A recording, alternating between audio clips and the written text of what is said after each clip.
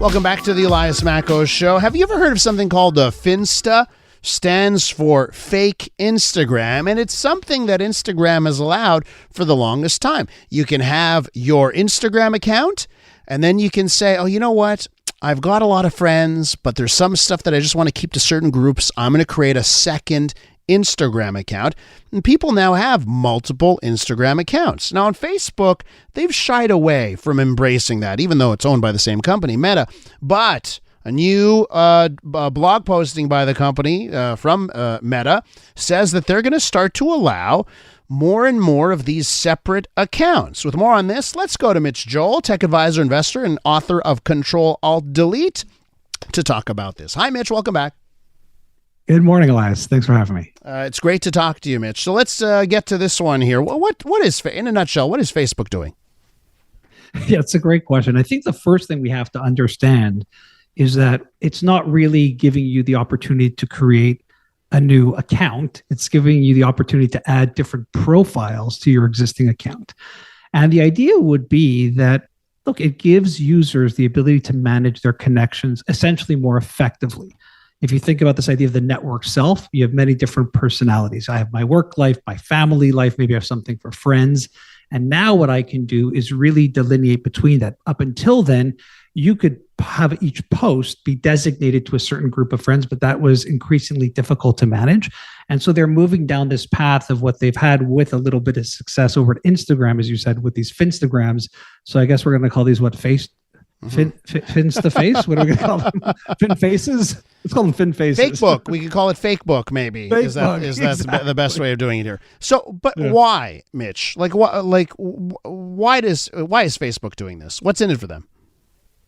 Well, there's a lot, I think, that's in it for them. One is from the consumer side, it would give them the perception of more agency and freedom in deciding how they want or wish that people engage with their content, which I think is an interesting aspect to it. But from Facebook's perspective, let's face it, if you have people who are engaged more deeply in different types of forms of communication, what are they doing? Well, they're using the platform more. They're staying on it more. They might become more active in it.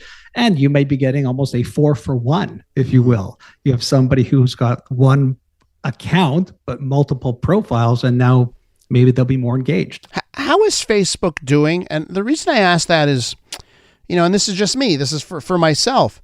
I spend seconds on Facebook in a day. It's just literally on my phone once a day. I'll open the app. I'll take a super quick glance, and then I'm out. I hardly use it. At the same time, I'm sure there are tons of people that are using it quite a bit. We know in this country, all of the mess over sharing of news stories on Facebook. It's another reason why I'm spending much less time in Facebook. It's true.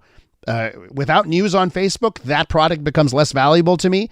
So how's Facebook doing? Yeah, I think it's important for us not to be what I would call the market of one. Yeah, no, of course. My contrary experience is I like Facebook so much more because it really is family and friends sharing and not the volatility of news content. So it depends on the overall person. But in general, Facebook's doing great. Ad revenue is up, while usage in terms of new users is in the single digits, low single digits. That's still good comparative to other networks. And time spent and all that is up. You have to remember that also it works by geography, where things are hot, how the users are doing. But overall, it had a very strong quarter last quarter and seems to be doing fine. When you say that, you're talking about the product Facebook, not the Meta, the company, the actual Facebook product. Yeah. Meta's doing even better because of things like Messenger and Instagram, obviously. But no, Facebook in and of itself in this past quarter had done very well, surprising many. Where's the growth coming from? Because it seems like I've seen other metrics that show TikTok exploding, Instagram doing very well. So what's the demographic that is driving Facebook's decent numbers? Yeah, I don't know if it's demographic so much as geographic. It might just be emerging in other regions. They're not very clear on exactly where that growth is coming from. But I think the most important metric isn't how many new people are coming on, but how active the ones that are there are currently using it. And again, some of it might be because of the integration with other platforms like Instagram, but in general, the platform in and of itself has done well. They pointed to things like using artificial intelligence for the algorithm to make the actual feed more interesting to the consumer. they're not. This isn't the one trick, one reason pony here. Gotcha. And while we're talking about Facebook here, Mitch, I know you've been vocal on Bill C-18 and there's also Bill C-11, right, with the streaming giants as well. What do you think? How do you think that's going to play out here? It seems like the government of Canada and Facebook are both sticking to their guns. How do you think it plays out? I think Facebook is out of the news business. I think that the indication is Canada will be the first one. Mm-hmm. I know many people in the media point to regions like Australia and go, look how it worked there.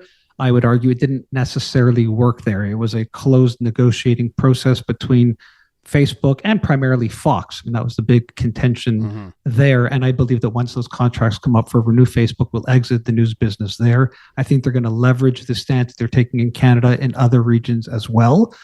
And I think that that's okay. What they're ultimately saying is news wasn't a significant part of the traffic. They do feel, based off of current reporting, that people seem to be happier and spending more time on Facebook without news.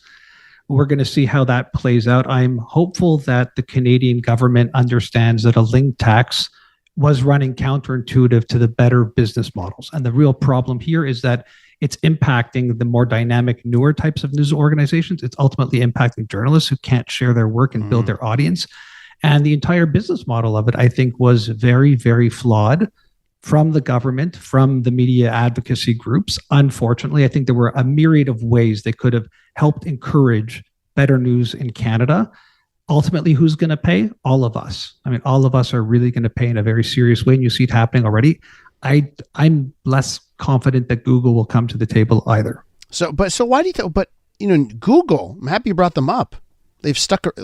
Google News is still operating. It still works. I have to use it every day for work. I'm using Google News every day. When that product goes, my goodness, it's going to require a little bit more heavy lifting. So why is Google stuck around? Why haven't they had the same hardline approach? Seems like they're more willing to talk about this. I'm hopeful that Google is hanging out, hoping that the government does something different or comes back with a better plan. And they might be just waiting to see when this law actually goes into effect.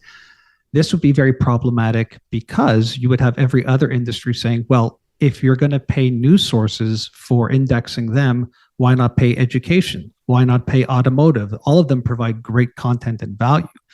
This is going to be the big problem where I do not think Google can play that game as well. But you're right. Google not indexing news sources in Canada is very problematic. And I wonder what this means for other things like Twitter or X, X. Which you can't. It's hard because the numbers are no longer public. But you have executives, whether it's Elon Musk or Linda Yaccarino, the CEO of X, and they're adamant that users and usage is growing. And I wonder if that has anything to do with it, that it's becoming, on social media at least, the go-to place to get news. I mean, look, they did a product release or tease last week that looked really incredible for what's coming in terms of users for Twitter. They also threatened last week, as we've discussed, that they're going to charge everybody to be on the platform, which is going to change that significantly as well.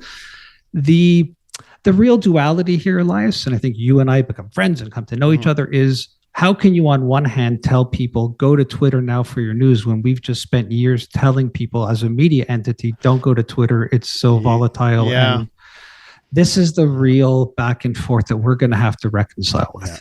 Mitch, we're going to have to leave it there. Always fun talking to you. Thanks so much. Thanks for your time, Elias. Mitch Joel, tech advisor, investor, and the author of Control, Alt, Delete.